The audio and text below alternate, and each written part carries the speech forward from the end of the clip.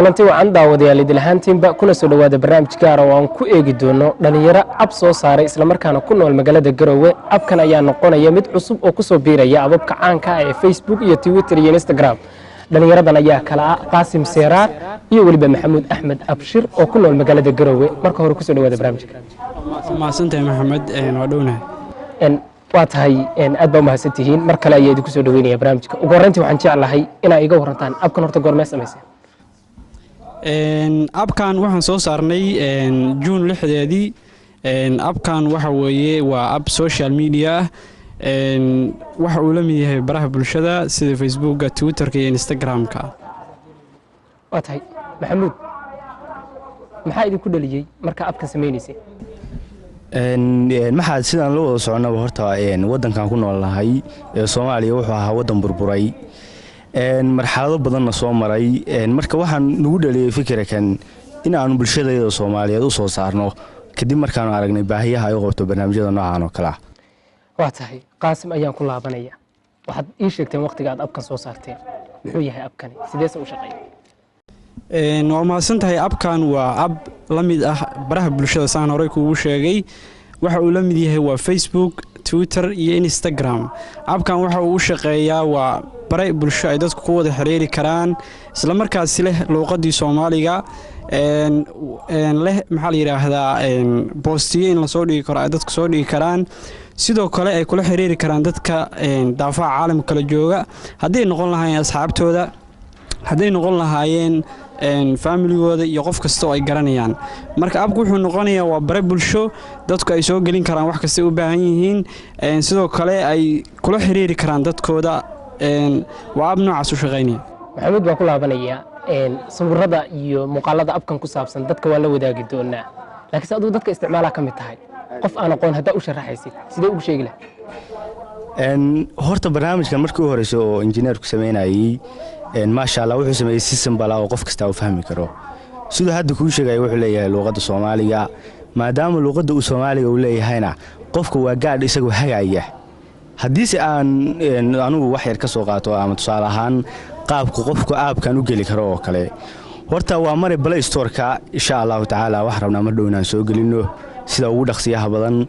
inkastoo aan wali soo gelin haddana qofku waxaan u sii sahlan inuu ka isticmaali karo website ahaan oo soo galaya Google Chrome-kiisa oo ku qoraya whoisnap.com kadibna wuxuu soo qaban doonaa isdiiwaan geli ama gal qofku haddii uu ku cusub yahay bartaan ama meeshan social media-han cusub ee Whoisnap wuxuu ku dhufan doonaa isdiiwaan geli oo ah Singap marka laga hadlayo luqadda Ingiriiska haddii uu hore uga mid ahaana wuxuu ku dhufanayaa gal oo ah login. waa tahay abkaasi cusub waxaan rajeynaynaa inay dadka daawanayaan ku soo biiri doonaan aniga ka mid ah dadka haatan isticmaala Whoisnap aan kugu soo laabto Qaasim Seeraar asaasaha barnaamijkan ayaa tahay ma taqaanaayay maxaa idin sahlay inaa abkan abuurtaan. waxaa noo sahlay abkan inaan abuurno waxyaabo aad u tiro badan ay ugu horeyso dhiirigelin aad u tiro badan oo ka helnay bulshada noocyadooda kala duwan haddii noqon lahayd dhiirigelin fikradeed oo maxaa la yiraahdaa shacab badan ay fikrado badan ugu dareen haddii ay noqon lahayd maalgelin in aan helnay oo qayb ka mid ah shacabka ay noo sameeyeen maxaa la yiraahdaa funding ama ay nagu dhiirigeliyeen abkan inaan sii wadno waxyaabo aad u tiro badan baa noo suurageliyay iyo shacabka oo aad uga falceliyay barnaamijkan in uu noqdo barnaamij ka mid ah barnaamijyada ugu garowska badan ama ugu koritaanka badan sidaynu ognahay haddeer waxa uu hawada saaran yahay waa 3 bilood oo quraata waxaana isticmaala dad kor u dhaafaya adigu 50,000 oo qof qiyaas ahaan adigu wuxuu marayaa haddeer 52,000 oo qof marka waxyaabahaas oo badan baa noo suurageliyay. waa tahay aan ku laabto Maxamuud Axmed Abshir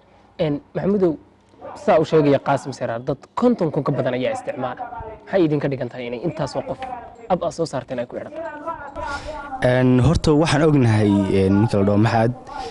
dadka Soomaaliyeed waa dad isku dhiirigeliya horumarka hadda aysan ku sheegana waxaanu ahayn dad horay u soo burburay wadan soo burburay oo ka gaabshay xaaladaha noocan oo kala ah marka si bulshada kale ugu dhiirato waxa kaliya oo ay maanta noo muujiyeen waxa weeye waa dhiirigelinta intaa leeg weli waxaan leenahay faanole fare kama qodno oo dad badan Soomaalidu waa dad waxa lagu qiyaasaa 20 milyan inay tahay insha Allah waxaan rajayn doonaa 20 milyan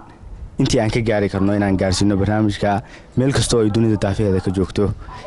waxaana markasta ku dhiirigelinayaa bulshada halkayga daawanaysa iyo kuwa daawan doontaba inay barnaamijkan isdiiwaan geliyaan maadaama uu yahay barnaamij social media oo ay Soomaali abuurtay waxaan insha Allah higsan doonaa oo rabnaa inaan gaarno Afrikada kale maadaama aan nahay dhalinyarada ugu horeysay oo Afrikaan oo soo saaray barnaamij social media noocan oo kale waa tahay waxaan ku darayaa horta waxay nooga dhigan tahay barnaamijkan ilaa 50,000 oo qof inay isticmaalaan runtii waxaan la soo koobi karin aad aan ugu faraxsanahay haday noqoto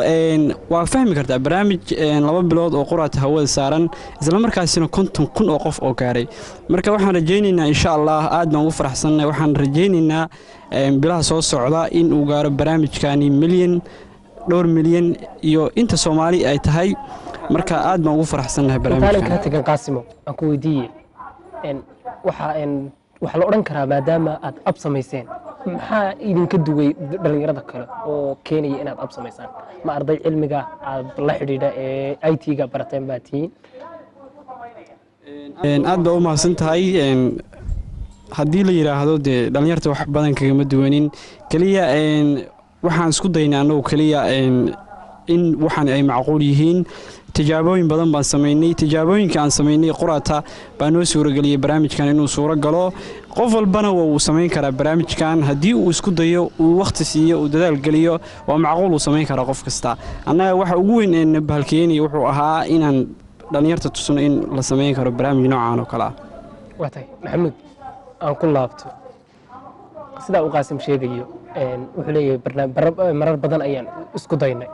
marka adiga iyo saaxiibada iyo intiina kale ay ku jirtaan aad bahalkan sameeyeen ma isla haydeen 50,000 qof baa heli doontaan oo halkaas gaari doontaan iyo meelo ka sii dambeeyo horta barnaamijku maanta waa barnaamij social media oo wax maraya 50,000 markii hore aan barnaamijka bilaabeynay runtii waxaan ka soo maray marxalado badan heer aan waxaan gaarnay dadka meheradaha jooga oo kale inaan anagu gacantayda ugu sameeyno hase ahaatee isma lahayn 3 months gudaheed wuxuu gaari doonaa 50,000 ilaa 52 qof 52,000 oo qof laakiinse waa guul waxaan ugu hambaleynayaa bulshada Soomaaliyeed guusha uu barnaamijkan gaaray waa tahay Qaasim aan ku laabto qofkii ugu horeeyay isticmaal kuma aha adiga marka laga reebo qofkii ugu horeeyay tiimkeena marka laga reebo qofkii ugu horeeyay isticmaala wuxuu ahaa qof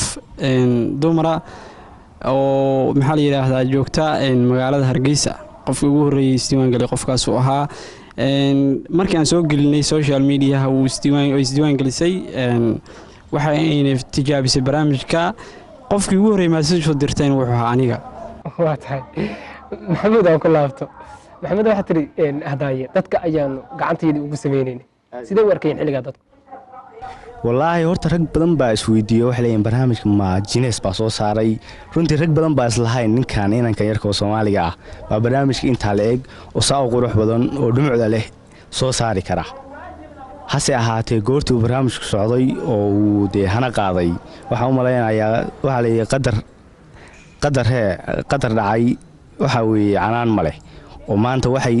ka arki karaan inuu macna qof kasto dhalinyaro ah wax soo saari karo horumarka gaari karo kulama marka horeba ay dhici karo in dad badan aysan waxaan ku aqoonsan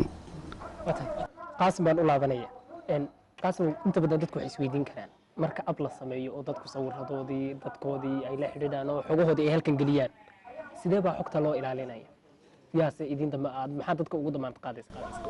horta waa runta challenge-ga ugu weyn ama caqabada ugu weyn aragnay waa arintaas qof walba wuxuu ku leeyahay sidee xogteedii u save garaynaysaa ama aad igu ilaalinaysaa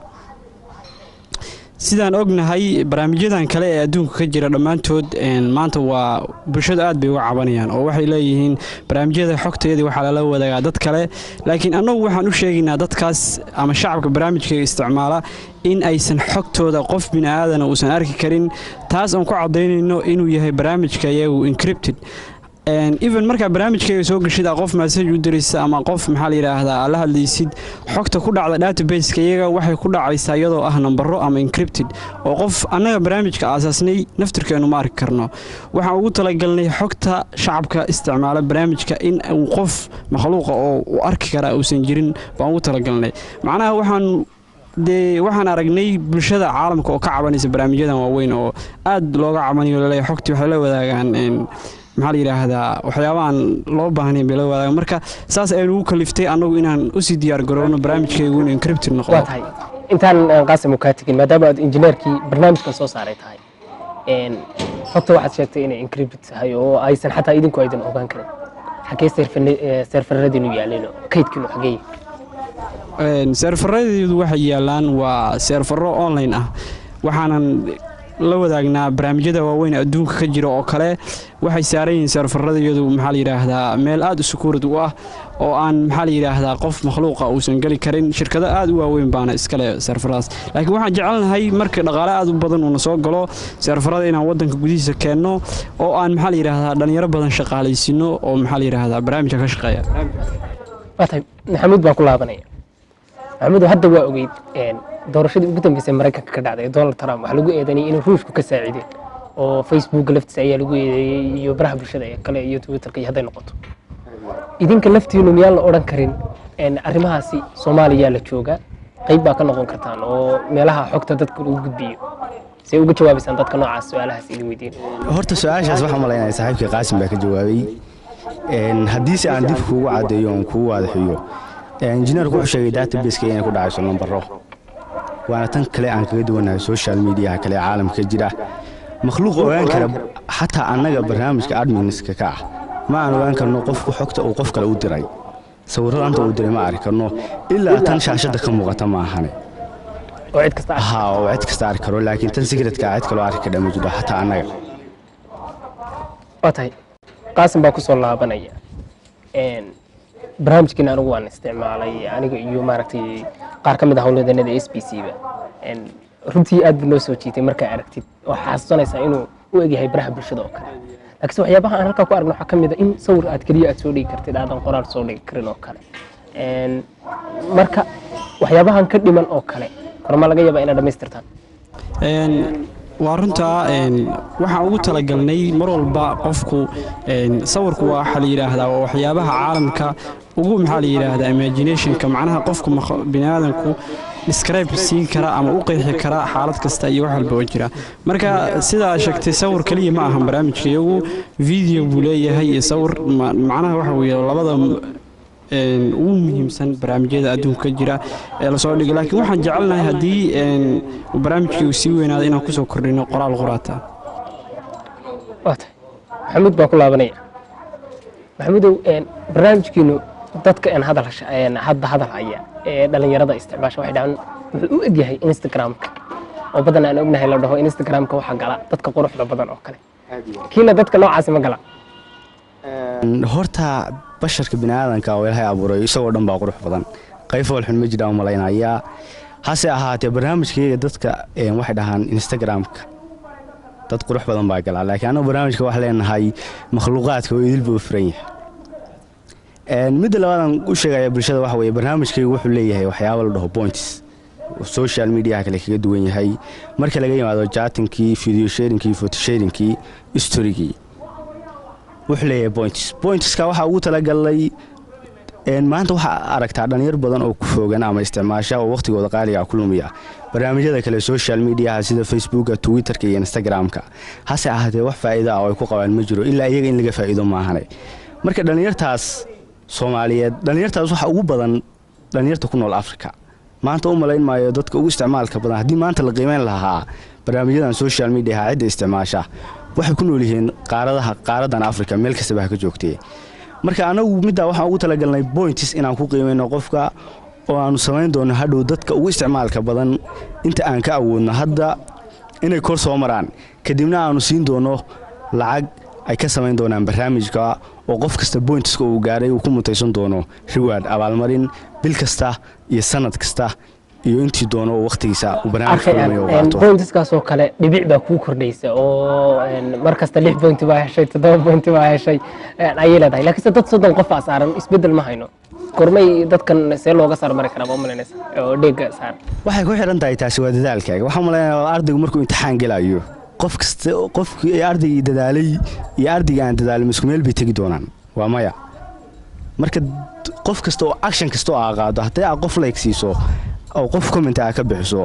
qofna aad ku darsato waxa kugu kordhaya mid kasta 1 points marka halka wax ka faa'iideysa 3 points laakiin adiga hadii lagu soo follow garay wax points ka faa'iideymaysid taasna waa qadam hal meesha ku marka wax rabtaan inay dadku ay dhaqdhaqaaq sameeyaan oo ay falcelin badan sameeyaan wallahi bixiyaan comment bixiyaan maxad wax kasta oo adduunka la soo kordhiyo waxa loo baahan yahay wixii hore inuu ka duwanaado maanta waa bateen social media caalamiga ka jira anagu waxa ugu talagalay mid ka duwan oo bulshadii dadkii sameeyeen ay ka faa'iidaan dadka isticmaalaan ay ka faa'iidaan inaan bulshada u saaro insha Allah waxaan rajayn doonaa dadka ugu isticmaalka badan waxaan u maleynayaa qofku maanta wuxuu ka arki karaa computerka qof computerka isticmaala un baa arki kara adiga maanta hadii aad rabto inaad shaashada iska aragto waxaanu qiimeynay 30 qof ugu sareeya maanta 30 qof ugu sareeya hadaa rabto inaad ogaato computerka ka gali kadhaa hadii aadan ku jirin halkaas ka arki kadhaa inkastoo aan telefonka wili ku soo kordhin insha Allah aan jeclahay inaan isagana u sameeyno assalaamu alaykum warahmatullaah waa tahay waa idinku soo laaban doonaa daawadayaal weli waxaad daawanaysaan barnaamij gaar ah oo aan ku eegi doono dhalinyaro ku nool magaalada Garowe oo soo saaray ab cusub oo la mid ah kuwa baraha bulshada ee caanka sida Facebook iyo Twitter-ka abkaasi oo lagu magacaabo Snap oo loo isticmaali karo qaybaha kala duwan ee internet-ka dhalinyarada ayaa ila fadhida aan barnaamijka ku sii socdo Qaasim Saaran asaasaha barnaamijka mar kale waa kaaga mahadcelinaya inaad barnaamijka waqtigaaga na siisay caqabadihii ugu waaweyn ee idin soo wajah maxay ahayd horta wax walba oo la sameeyo caalamka wuxuu leeyahay caqabad laakiin haddii la yiraahdo caqabadaha ugu badan waxay noqonayaan bulshada oo aan boqolkiiba 80 fahansaneyn barnaamijka oo ka soo celinaya maxaa la yiraahdaa su'aalo badan ay ugu horeyso xogteeda xageedna loogu soo gareynayaa yaa noo ilaalinayaa xagee la geenayaa marka ugu dambaysa iyo waxyaabo noocaas oo kala ah waxa kale oo kamid ah caqabadaha dhanka financialka oo aysan jirin shirkad weyn ama company ama dad ganacsata oo waaweyn oo barnaamijkayga wali maalgeliyay caqabadaha ugu waaweyn waa intaas un baan dhihi karaa watay maxamuud axmed abshir oo isna dhalinyarada kamid ah maxamuudow qaasim wuxuu sheegay caqabadaha maadaama injineerka barnaamijka loo yahay maxaa kamid ah guulaha gaadheen guulahan gaarna horta hadda waxa kamid ah population-ka amarayno ama userska barnaamijka isticmaala inta ay leeyihiin oo ah 52,000 oo qof runtii waxaan dhihi karnaa guultaa ka weyn oo maanta sheegi karaa ma aysan jirto insha Allah waxaan jecelnahay guulo badan inaan gaarno barnaamijkeedu wali waa bilow waa start up waxaan jecelnahay insha Allah wax kasta oo ay bulshada Soomaaliyeed ku qancayso oo ay jeceshahay inuu qayb ka noqdo tusaale ahaan hadda barnaamijyada kale ee sida Facebook-ka waxa samaystay wadamo ajaaniba sida Mareykanka oo kale Instagram-ka sidoo kale wadamo kala samaystay Soomaaliya marka xagga business investment-ga loo soo jeesado Soomaalidu waxay taqaanaa tangible item-ka oo waxyaabaha la taaban karo inay maal gashato sida bariiska iyo baasada adiga in dukaan iyo bakhaar ay furato bay jeceshahay Soomaalidu laakiin ma jecla social waxyaabaha services-ka ah oo kale intangible-ka inay maal gashato waayo waxa isfahansaneen qaabka wax looga faa'iidi karo iyo faa'iidada uu bulshada u leeyahay haddii aan wax yar ka iraahdo faa'iidada uu bulshada u leeyahay waxa kamid ah isku xirnaanshaha bulshada maanta kelmadda aad adiga maxaa saalahaan aad dhahdo waxa ku gaari ka dhaa 52,000 oo qof oo Soomaaliyeed oo buyuur ah laakiin fikradda aad Facebook-ga dhigtaa waxa gaari ka dhaa 100,000 oo ajnabi ah taas uu maanta kaga duwan yahay barnaamijka iyo waxyaabaha kale inkastoo hamigeeyo uusan ahayn kaliya Soomaaliya oo aan jecelahay inaan soo gaarno Afrikada kale waa tahay maxamuudow adiga ayaan kugu sii soconaya waa barnaamij Soomaali ay soo saartay inuu kii u horeeyo Soomaali soo saartay qayb badan baa la soo saaray waxaan weydiin doonaa Qaasim adiga su'aashan ku weydiinaa waxay tahay maanta Soomaali marka la eego maamul kala duwan bay leedahay xagga siyaasadda in badan waa lagu kala duwan yahay barnaamijkiinu marka maxaa idinka qorshaysan waxaan dadkan iskhilaafsan iyo siyaasadahan kala duwan isdiidan horta barnaamijkii wax siyaasadda kuma leh waana arrimaha siyaasadda dad ugu talagalay barnaamijkan ma ahin kaliya waxaan ugu talagalnay waa shacabka Soomaaliyeed meel kasta oo dunida daafeeda ka joogaan shacabka Soomaaliyeed kaliya ma aha kuwa isteediyada sida Puntland Galmudug Jubbaland Somaliland jooga waxa jira kuwa badan oo dunida daafeeda ku maqan marka barnaamijkaygu waxaan ugu talagalnay inuu kulmiyo guud ahaanba shacabka Soomaaliyeed gaar ahaanna aan dhahay guud ahaanba shacabka Afrika gaar ahaanna shacabka Soomaaliyeed watay qaasim seerar ayaan ku laabanaya asaasaha barnaamijkan SBC ayaad naga daawanaysaan waa barnaamij gaar ah oo aan ku eegayno dhalinyaro ab soo saaray kuna nool magaalada Garowe oo la mid ah ab cusub oo la mid ah sida kuwa Facebook iyo Twitter-ka qaasim aad ku laabanaya ma barnaamijka ugu horeeyo ay dhalinyaro Soomaaliyeed soo saarto waxa jiray Soomaali aba iyo kuwa kale xataa Browser ayaa jiray iyo oo barnaamijyo badan oo la soo saaray intooda badan hore uma soo socdaan waxa adiga idinka aad kaga duwanaanaysaan waa mahadsantahay Maxamed waxyaabo badan baan kaga duwanaanaynaa saa og tahay dhalinyartu barnaamijyo markay soo saaraan barnaamijkoodu ma ahan mid sii socda mar walba wuxuu ku baalkiyoobaa inay soo bandhigaan kaliya ay meeshaas uga haraan laakiin barnaamijkaygu waxa uu noqon doonaa shirkad weyn oo la tartami doonta barnaamijyada waaweyn sidoo kale wuxuu kaga duwan yahay barnaamijyada aad sheegtay barnaamijkaygu wuxuu leeyahay luuqadii Soomaaliga qof walba wuxuu fahmi karaa barnaamijkii isagoon qofna weydiin sidoo kale wuxuu kaga duwan yahay wuxuu leeyahay xogtaadii ama informationkaagii baan kuu save garaynaynaa sida ogtahay barnaamijyada waaweyn Facebook iyo Twitter-ka xogtaada si fudud baa lagu trace garayn karaa meel kasta aad joogtid marka anagu waxaan kaga duwanahay informationkaagii baan kuu save garaynaynaa cid maxaa la yiraahdaa kale oo faraha la geli karta ma jirto sidoo kale wuxuu kaga duwan yahay waxa uu leeyahay population community isku xiran oo ah Soomaali quraata hadeer waxa ku jira Soomaali konta kun gaaraysa waxa fahmaysaa ama waxa ka heli kartaa dad af garanaysid oo maxaa la yiraahdaa message-ka si fudud ku gaarsiin kartid marka waxyaabahaas oo dhan baan kaga duwanahay barnaamijyada kale watay Maxamuud Axmed Abshir sida uu qaasim sheegayo waxaad noqoteen hadda shirkad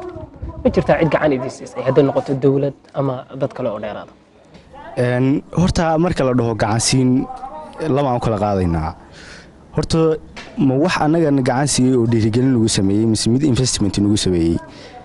horta guud ahaan shacabka Soomaaliyeed waxaan ugu mahadcelinaynaa meel kasta oo dunida ka joogaanba inayna dhiirigeliyeen midda labaad oo xagga investmentigu waxa weeye wali waan ka warsugaynaa insha Allah waxaan jecelnahay barnaamijkaygu hadda 3 months buu jiraa waxa jira barnaamijyo 2 years jiro aan wali wax maalgelin la helin marka insha Allah waxaan rajaynaynaa investmentiyaduna inay fahmi doonaan barnaamijkan qiimaha uu wadanku u leeyahay waxyaabaha uu soo kordhin doono maadaama waxa la dhahaa qarniga 19aad wuxuu ahaa qarnigii uduga iyo carafta waxaana caan ku ahaa wadanka Hindiya qarnigii 20aadna wuxuu ahaa qarnigii petroolka waxaana caan ku ahaa wadamada Khaliijka iyo Sacuudiga qarnigaana waa qarnigii technology-ga maadaama ay ahayn kuwa aan u suurtoobi karin ama aan gaari karin inay soo saaraan ama ay ka faa'iideystaan sida qarniyada hore uduga iyo petroleum-ka waxaan ku fikirnay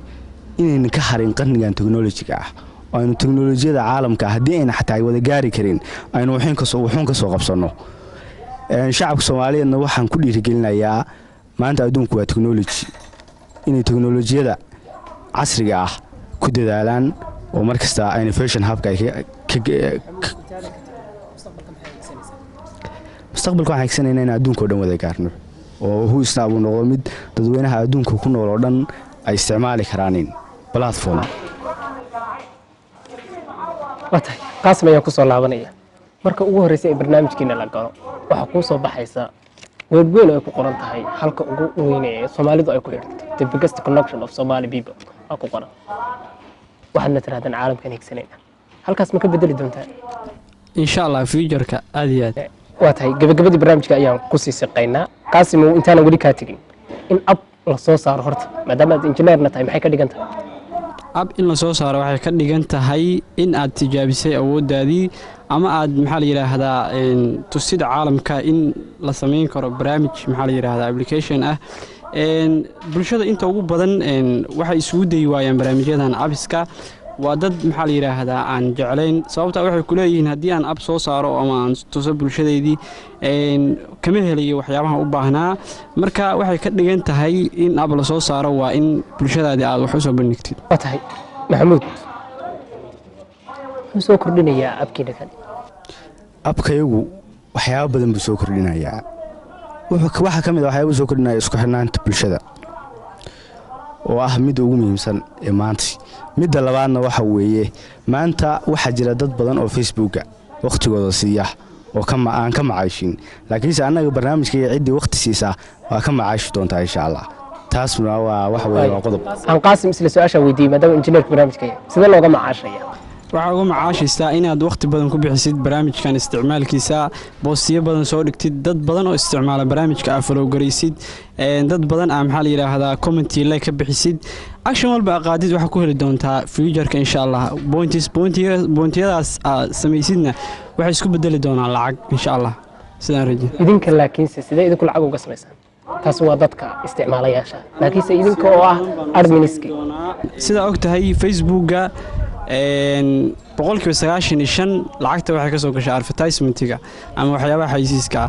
sidoo kale Google oo ah shirkad weyn waxay iyaduna advertisementiga waxay ka heshaa boqolkiiba 85 marka annaga boqolkiiba 80 waxa ka heli doonaa waxyaabaha xayisiiska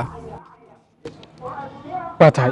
gabagabadii barnaamijka ayaan ku sii jiraynaa waa SBC ayaad naga daawanaysaan qaybaha kala duwan ee idaacadda website-ka iyo internetka waa barnaamij gaar ah oo ku eegi doono dhalinyaro ku nool magaalada Garowe ee dalka Soomaaliya oo soo saaray ab cusub oo la mid ah kuwa Facebook iyo Twitter-ka gabagabadii su'aalahaas oo dhan ay idin weydiinay marka laga yimaado maxaa dheeraad oo ku daraysan waxaan u malaynayaa horta barnaamijkan waa barnaamij Soomaaliyeed bulshada Soomaaliyeedna waa dad caan ku ah horumarka iyo markas iskarabsiinta waa bulsho waxa weeye u jajaban qof kasta oo halyeeyah oo ka soo baxa bulshada dhexdeeda inay garab siiso oo ay gaarsiiso caalamka sida bulshada reer Jiinaba ay maanta ugu faanaaneen halyeeyigooda Alibaba ee aan dhahay Jack Ma oo soo saaray website-ka Alibaba ay ugu faanaaneen reer America halyeeyigooda Stephen Jobs oo aaninka soo saaray personal computer-ka ay ugu faanaaneen aan dhahay Albert Einstein oo aaninkii soo kordhiyay waxyaabo badan ku soo kordhiyay cilmiga sayniska si bulshadaas oo kale aynu u noqono marka waa inaynu ku faanaa haldoorkeena kaliya ma aha dadka technology-ga ay soo saara waxyaabahan innovation-ka ah oo cusub maanta caalamka igsanayo waxa weeye waa qof kasta oo keena fikir ka duwan fikirka bulshada ay ku taamayso kaasoo nafac u leh dalkiisa iyo dadkiisa horumarkiisa waxaan kaloo kugu darayaa maanta haddii aad import iyo export ka shaqayso ama aad leedahay shirkad wax soo dejisa waxna dhoofisa waxaad ka dareemi kartaa meesha waddankan inay wax ka baxaan waxna soo galaan laakiinse barnaamijkaygu faa'iidada labaad oo waxa weeye uu waddanka u soo siyaadanaya waxa ka mid ah marka laga yimaado isku xirnaanshaha bulshada Soomaaliyeed iyo iska warhaynta waxa weeye waddanka wax dhaqaale ah dibadda uga saari doono isaga waa dhaqaale soo gelin doona waddanka taasina waxay kor u qaadi doontaa country income-ka oo ah dakhliga waddanka soo geli doona insha Allah waxaan u gudbinayaa injineerka maxamed waa maasanta anigu waxaan ku darayaa laba waxyaabood number 1 waxaan leeyahay shacabka Soomaaliyeed barnaamijkan waa inay isticmaalaan si uu u gaaro daafaha caalamka oo idil number 2 waa dadka investorska ama barnaamijyada maalgashada ama ganacsatada ah waa inay barnaamijkan maalgeliyaan si ay wax badan uga faa'iidaan iyagu waddankoodana ugu faa'iideeyaan oo maasantahay waa tahay daawadayaal aad bay u mahadsan yihiin qaasim seeraar iyo weliba maxamuud axmed abshir waa dhalinyaro ku nool magaalada Garowe ee dalkeena Soomaaliya oo soo saaray barnaamij cusub ama application cusub oo barab bulsho ah kaasi oo dadku ay ku wada xiriiri karaan lana mid sida kuwa Facebook iyo Twitter-ka aadna ka isticmaali kartid internet-ka adigoo website ahaan u galaya waxaana lagu magacaabaa Hu Snap barnaamijkeena intaas ayaan ku soo gabagabaynaynaa waxaan u mahad celinayaa bahda SBC si gaar ah Maxamed Maxamuud Xaliye iyo Xasan Qaaqof anigoo Maxamed Saalax ayaa idin la socodsiinayay wixii idinkaga imanayay Garowe tan iyo inta ku kulmi doona barnaamijka lamid ah nabadiina aad